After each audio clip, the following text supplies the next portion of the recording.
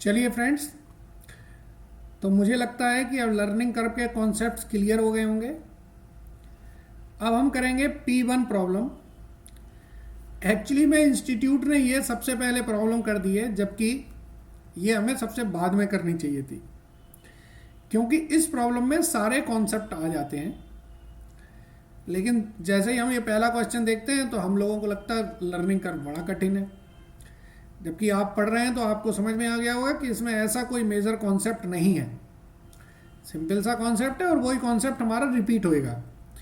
अब हम P5 किया, रिपीट कॉन्सेप्ट है। P1 करेंगे, रिपीट कॉन्सेप्ट है। और आगे जितने भी करेंगे कॉन्सेप्ट लर्निंग कर्व का अब इससे ज़्यादा कोई नहीं है।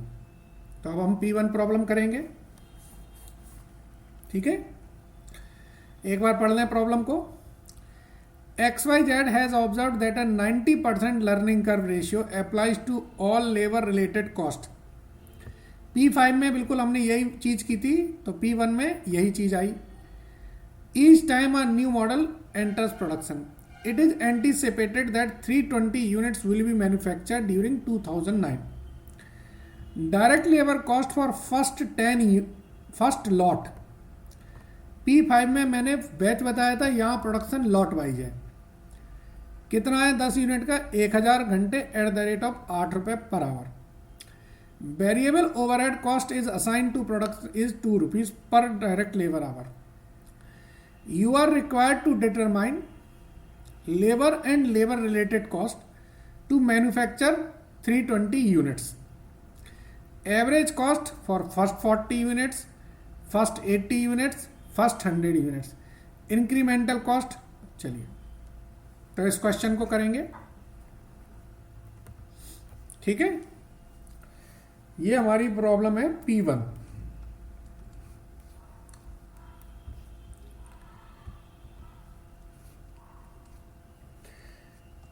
लेबर कॉस्ट है हमारी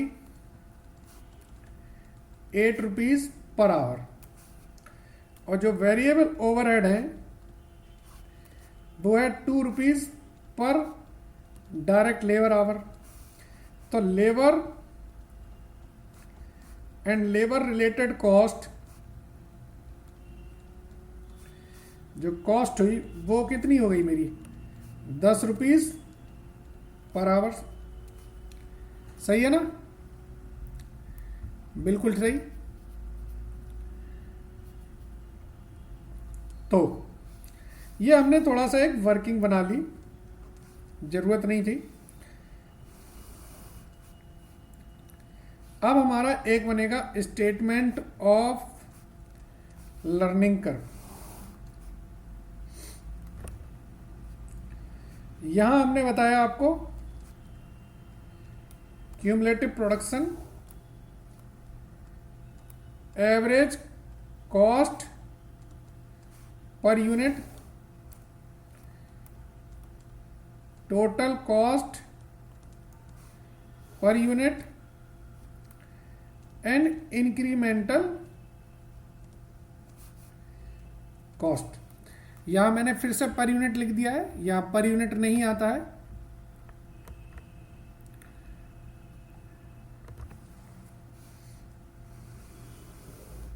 ठीक है, चलिए अब यहां पर मैंने आपको बताया था जब लॉट वाइज प्रोडक्शन है तो यहां पर आ जाएगा लॉट नंबर, और यहां पर आ जाएगी यहां पर हमारी यूनिट्स। ठीक है,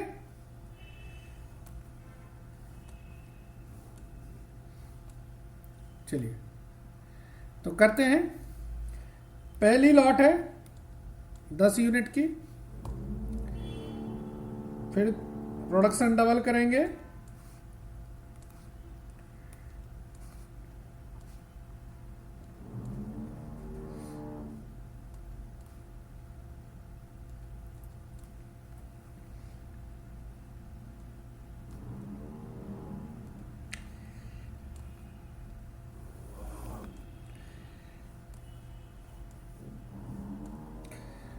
देखिए क्वेश्चन में दिया हुआ है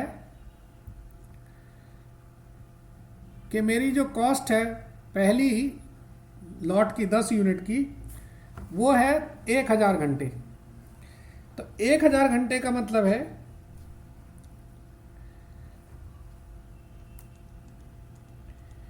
1000 इंटू 10 यानी कि 10,000 रुपये। और 10,000 रुपये का मतलब है एवरेज कॉस्ट कितनी हुई 1,000 रुपये। अब क्वेश्चन में हमें दिया है लर्निंग कर्व है 90% जो P5 में निकाला था। तो यहां पर एवरेज कॉस्ट हमारी कम होती जाएगी 900, 810, 729, 656,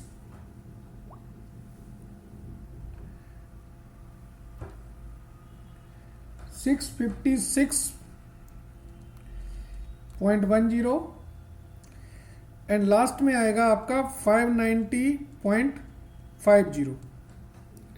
ठीक है, तो मल्टीप्लाई करके करेंगे। ये वैल्यू आई 18,000, ये वैल्यू आई हमारी 32,400, ये वैल्यू आई हमारी 58,320, ये वैल्यू आई हमारी 104,976 और ये वैल्यू आई मेरी 188,956। ठीक है, 1 आध रुपये का ऊपर नीचे फर्क हो सकता है, कोई बात नहीं। चलिए अब क्वेश्चन देखें। हमसे क्वेश्चन क्या पूछा था। पहला क्वेश्चन था total labour and labour related cost to manufacture 320 units. तो पहला total labour and labour related cost to manufacture 320 units is equal to 188,956।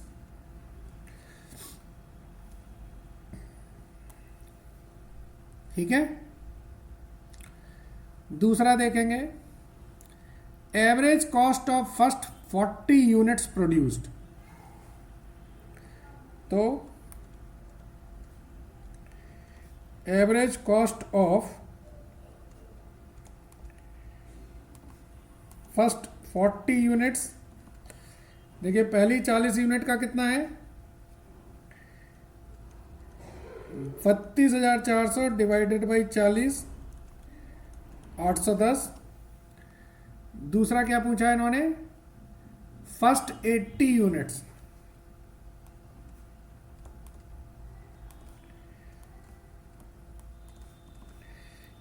Unit का है 58,320 अपॉन 80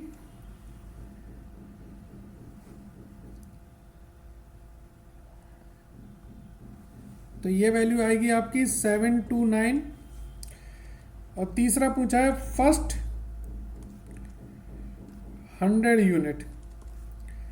अब ये 100 यूनिट का नहीं दिया है तो इसकी कैलकुलेशन हमको करनी पड़ेगी। क्यों, हमारे पास 100 यूनिट का मतलब है 10th बैच। ठीक है, और 10th बैच का हमारे पास एवरेज नहीं दिया है तो इसके लिए निकालेंगे। ठीक है, तो y निकालना है हमें फॉर 10th बैच। कैसे निकलेगा, y is equal to a x to the power v।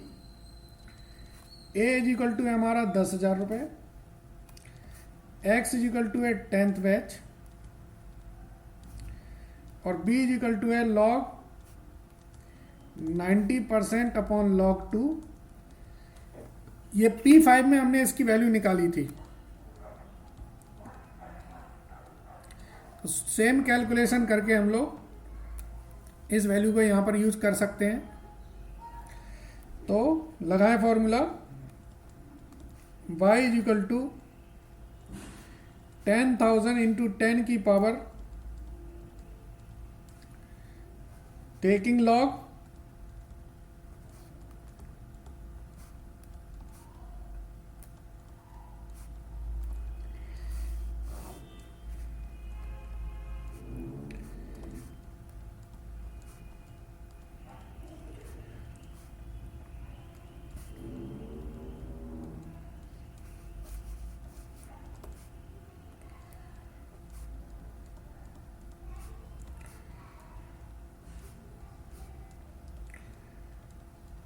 Simple calculation करते जाएंगे।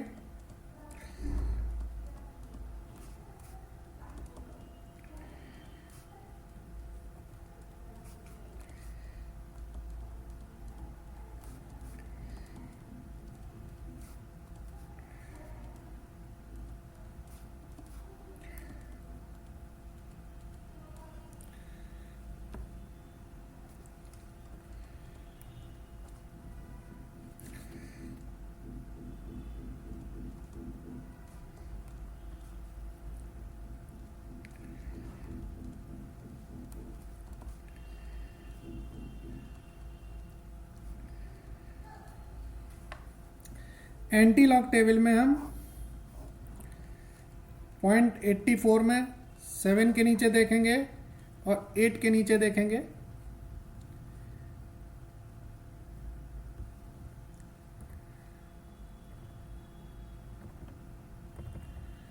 एट्टी फोर में देखना है। तो 84 में जो 7 के नीचे वैल्यू आ रही है वो आ रही है 7031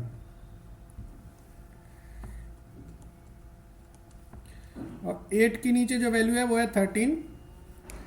तो y इज इक्वल टू आ जाएगा 7044। यहाँ पर 3 डिजिट है तो जो डेसिमल लगेगा वो 4 डिजिट बाद लगेगा।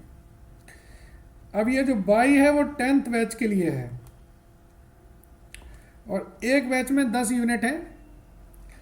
तो y पर यूनिट कितना आएगा?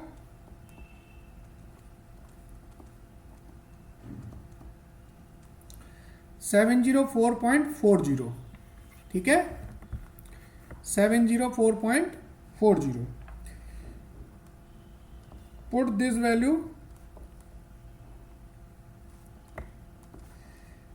इन टेबल। इसको टेबल में पुटअप करें। चलिए, इसको मैं अब रेड कलर से ले रहा हूं डाटा को। तो ये वैल्यू आई मेरी 704.40। तो जब मैं इस वैल्यू को पुटअप कर देता हूं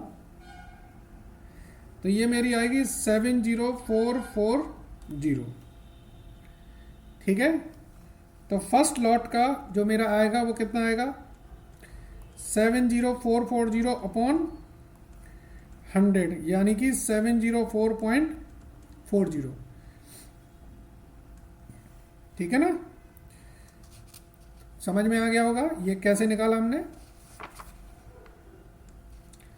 चलिए अब थर्ड क्वेश्चन पढ़ेंगे।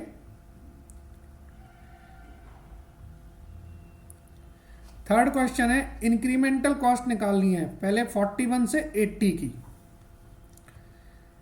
तो 41 से 80 की अगर इंक्रीमेंटल कॉस्ट निकालनी है तो देखिए 40 हमारा ये है और 80 हमारा ये है। तो जो इंक्रीमेंटल कॉस्ट आ रही है वो कितनी आ रही है? 25920। दूसरा पूछा है 101 से 200। तो हमारे पास 200 की कॉस्ट नहीं है। जब 200 की कॉस्ट नहीं है तो आप 100 की अगर आपके पास है तो इसका आप डबल कर सकते हैं। तो इस पर आप लर्निंग कर्व का वो लगा सकते हैं कैलकुलेशन। तो ये आएगी हमारी 639.60 और 639.60 की वैल्यू करेंगे तो ये वैल्यू आ जाएगी हमारी 126792। इंक्रीमेंटल की वैल्यू निकालेंगे 100 से 200 के बीच में। तो ये वैल्यू आएगी आपकी 56352। ठीक है, तो अब आपका आंसर थर्ड,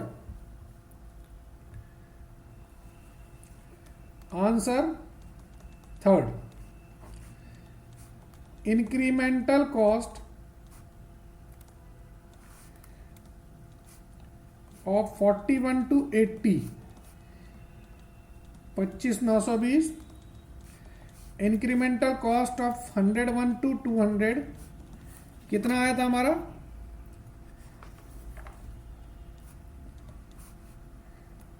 56352। ठीक है, ये हमारी इंक्रीमेंटल कॉस्ट आ गई 56352। चलिए, आप अगर गौर से ध्यान दिया हो, इस क्वेश्चन में हम लोगों ने कोई मेजर नया कॉन्सेप्ट नहीं सीखा, सेम कॉन्सेप्ट को हम बार बार रिपीट कर रहे हैं। आगे जितनी भी प्रॉब्लम्स करने वाले हैं वो सारी प्रॉब्लम्स इन्हीं कॉन्सेप्ट को एक्सटेंडेड करते जाएंगे। ठीक है, चलिए, ये हमारा P1 हो गया था। Thank you.